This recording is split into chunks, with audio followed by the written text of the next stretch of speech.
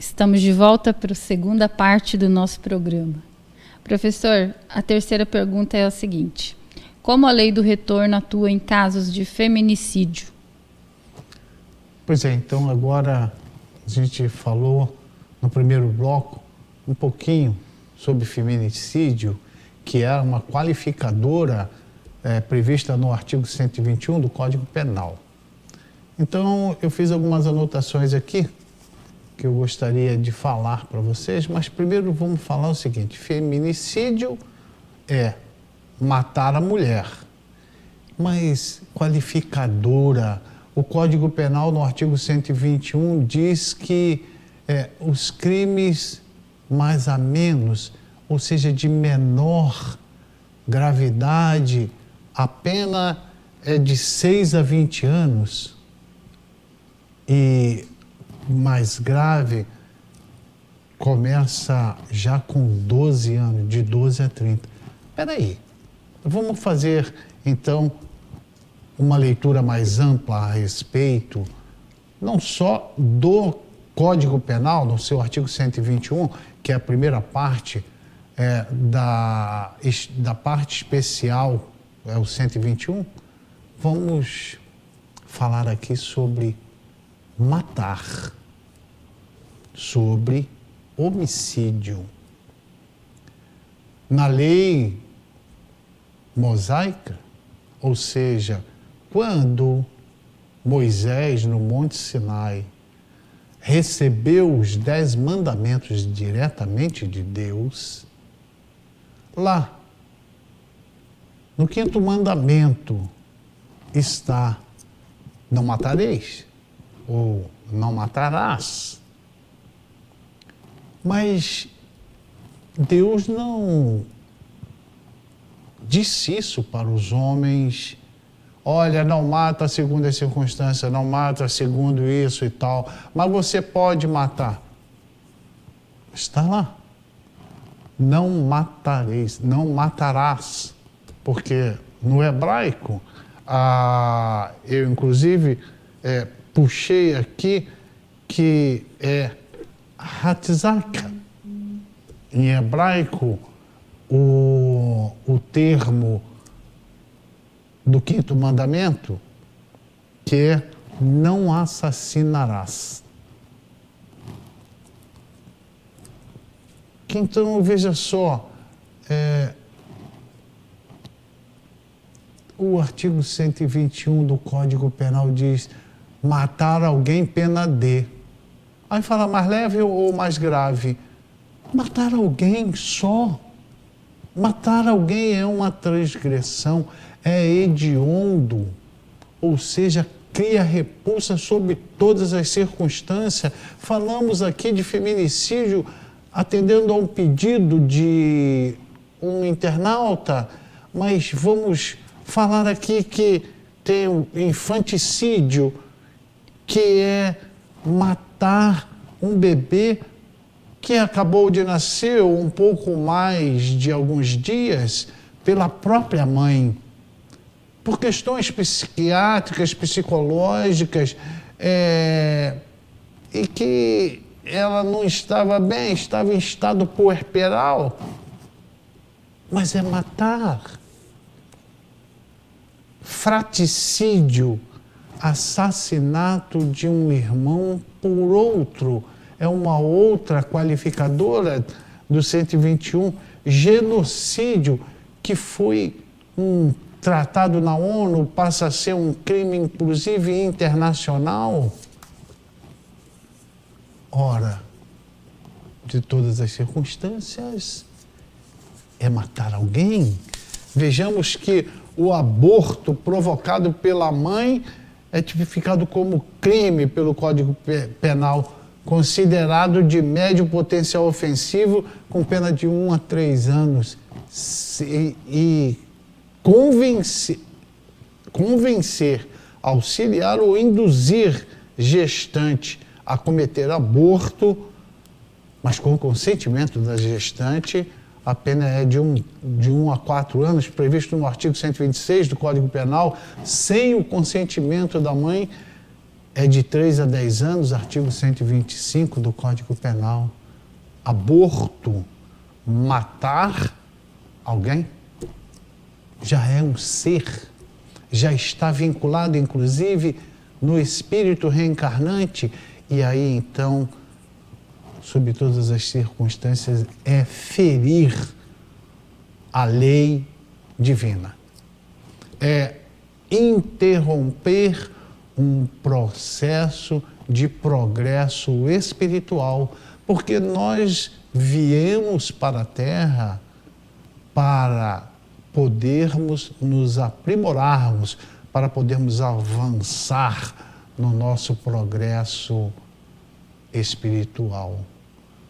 Entendendo que a nossa vida aqui é como se fosse, matematicamente falando, ou geometricamente falando, um segmento de reta. A reta é infinita. A nossa vida aqui, a nossa vida é infinita. E aqui na Terra, ela é um segmento de reta, é só um pedacinho. E a vida, lembrando que a vida é uma só. As experiências que nós passamos aqui é que são várias, para justamente o nosso aprimoramento. Então, não é feminicídio, é porque isso é uma narrativa. Vai se falando, vai se criando essa ideia e vai tomando um corpo maior do que matar alguém. Matar alguém é grave. O feminicídio é uma qualificadora. Há quem queira dar ênfase maior a esse respeito disso ou daquilo. Matar um irmão, matar um bebê, é matar. Qual é o entendimento espírita? O entendimento espírita é o entendimento cristão, é o entendimento de Jesus, que é pelo amor, pelo perdão, pela violência nunca. O entendimento espírita é que poupar o agressor, mesmo que com o sacrifício próprio, como nos ensinou Jesus. Então, nós poderíamos falar sobre a filosofia penal e traçar um paralelo com a filosofia espírita, a filosofia cristã. Mas, como eu disse lá no primeiro bloco, no início, o nosso tempo é muito curto para um programa só. Ok, Daisy? Ok, e a gente tem que saber que onde falta o amor, a violência ocupa o espaço, né? E que nosso silêncio não vire tragédia, porque muitas vezes o nosso silêncio, a gente achar que é normal, nunca normalizar um ato violento entre um casal. Às vezes você está escutando os vizinhos e se cala, não, em briga de marido e mulher não se mete a colher, não é bem assim. Quantas tragédias já aconteceram porque é a falta da gente intervir, de tocar a campainha, de bater palma, de chamar, de ligar a vizinha, tá tudo bem, o que está acontecendo, o que eu posso fazer, o que eu posso ajudar, acionar a polícia, acionar alguém, você pode evitar uma tragédia. Porque quando acontece um feminicídio ou um homicídio, alguma coisa que você poderia fazer e você não fez, você responde também por omissão. Não é mesmo, professor? Sim, porque responsabilidade, né? Claro. Nossa responsabilidade moral. Porque nós temos a responsabilidade moral, a responsabilidade amorosa de sermos anjos na vida das pessoas. E muitas vezes o silêncio, ele é cruel com aquele que, às vezes, com o olhar te pede socorro e você não está vendo. Você está vendo, mas não vou me meter na vida do outro. Não é bem assim. Esse tipo de abordagem, esse tipo de ajuda emocional, ele é necessário. É necessário, porque para evitar o feminicídio, para evitar um homicídio, tem que ter a nossa responsabilidade de nos educar para a gente ter um emocional melhor e para a gente educar os nossos filhos, porque são dos pequenininhos que vão crescendo, são os nossos filhos. Então, se você educa seu filho dentro de uma religião, acreditando que existe um Deus, que existe a espiritualidade, seja em qual igreja que você for, mas o seu filho tem que te acompanhar em uma religião, tem que te acompanhar numa doutrina de bem e de amor, e ainda, onde estiver Jesus, aí a companhia é certa.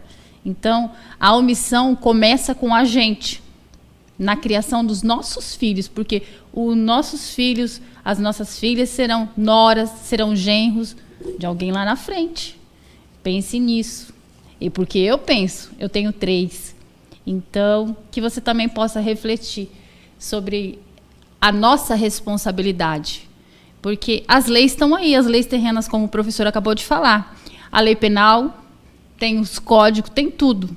Mas e a lei divina? Porque o homicídio, infanticídio, tudo, ele confronta a lei divina.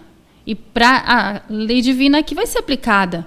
A lei terrena vai ser aplicada e as leis divinas também. Às vezes, a lei terrena não consegue alcançar, mas a lei divina alcança. Exatamente, porque tem lá a prescrição não, tem a previsão de quantos anos o professor falou, certinho, saiu, mas e lá? E lá do outro lado, né, professor, como o senhor acabou de falar agora, né, da lei divina, a gente vai cumprir a lei do retorno também, né? Então, não é só essa parte. Pode, aqui de 12 anos, de 20 anos, 6 anos, do outro lado, são séculos, às vezes, para você poder se confrontar com a sua própria consciência. Então, que nós possamos nos educar para educar os nossos filhos e sermos meios de amor para evitar esses feminicídios com amor, né, professor? Sim.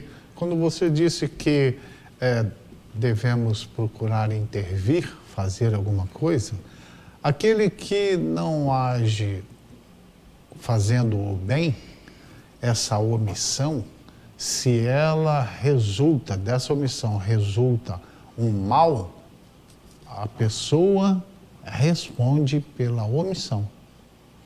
Responde nas situações da própria consciência, responde perante o Criador. Essa coisa que você disse da criação, de estar na igreja, na religião, vamos lembrar que muitos dos nossos pacientes, dos nossos consulentes, eles queixam de que quando estão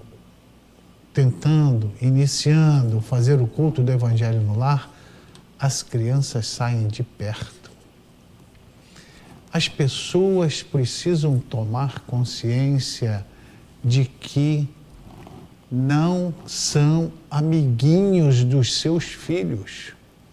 Vocês têm que ter autoridade com os filhos, porque vocês serão chamados a responder por esse empréstimo. Os nossos filhos não são nossos filhos, eles apenas estão nossos filhos nesta oportunidade da vida. São empréstimos de Deus. Então vai fazer o culto do Evangelho no lar, ou seja, é Evangelho com a família. Os menores, se já tem adulto morando na casa, filho adulto, não quer ficar com suas manias de celulares, paciência. O que eu pude fazer por você, já fez, tchau. Agora, as crianças, vocês vão participar, vocês vão ouvir.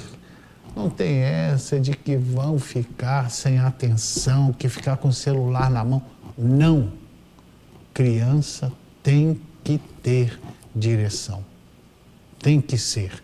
Agora, também, por outro lado, os pais que nos estão assistindo também têm que ter direção. Os pais têm que ter responsabilidade. Têm que procurar conhecer o Evangelho. Tem que frequentar uma casa cujo Deus é o Senhor. Não precisa ser da religião que nós estamos aqui, que nós somos espíritas. Por isso o título do nosso programa, As Coisas da Vida e do Espírito. É justamente por causa do espiritismo. Mas isso não quer dizer que nós estamos aqui fazendo sectarismo. Não. Qual é a melhor religião do mundo? É aquela que você se sente feliz.